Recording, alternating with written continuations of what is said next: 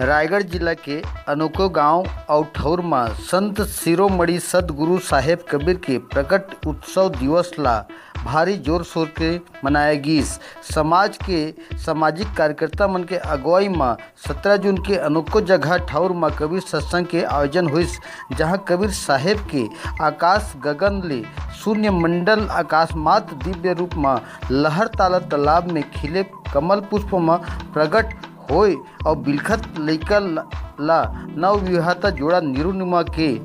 द्वारा लालन पालन के खातिर काशी शहर में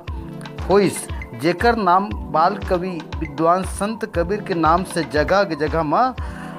जाहिर हो गए। जेकर सतपुरुष के प्रकट उत्सव बेरा में रायगढ़ जिला के पुसौर, रायगढ़, तमनार, खरसिया ब्लॉक सहित छोटे बड़े गांव ठौर में विधिवत कबीर सत्संग गीत संगीत कबीर ज्ञान गंगोत्री के धार ला बोहाइन, जहां जिला ब्लॉक शहर और गांव समाज में पनिका समाज के सदगुरु साहेब के प्रति सजगता और चौका आरती सत्संग के कार्यक्रम में छोटे बड़े सबो सहभागिता के पाठ ला दोहराइन। हमारे चैनल में छोटे बड़े जानकारी पाए बर लाइक करा, कमेंट करा, सब्सक्राइब करा और घंटी जरूर दबावा। छत्तीसगढ़िया 24 घंटा ले मैं ब्यूरो प्रमुख केशव महंत, रायगढ़।